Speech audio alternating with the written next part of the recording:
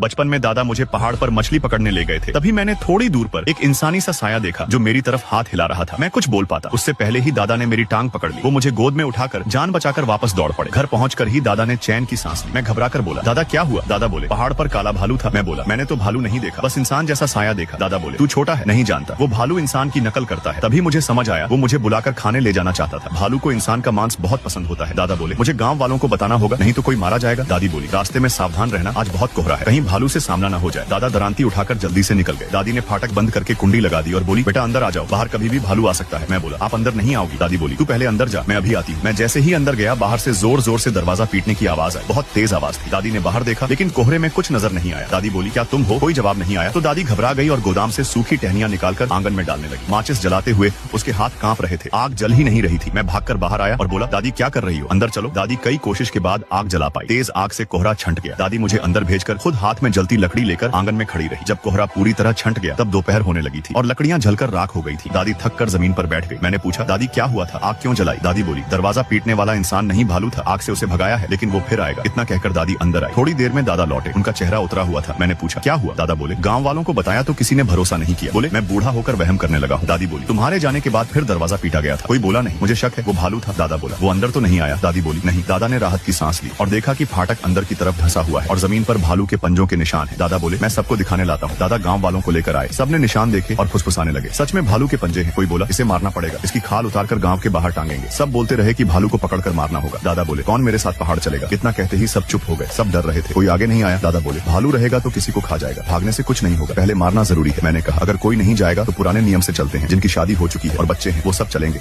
लोग बोले, भालू कितना बड़ा है? दादा बोले, बस 700-800 किलो तुम्हारी मोटी सुअर जितना। यह सुनकर लोग थोड़ा निश्चिंत हुए। करीब 15 आदमी हथियार लेकर दादा के साथ पहाड़ चले गए। दादी मुझे लेकर मामा के घर चली गई क्योंकि वहाँ 2 बड़े काले कुत्ते थे और जगह सुरक्षित थी। लेकिन जैसे ही हम वहाँ पहुंचे, मामा अचानक सन्न रह गए।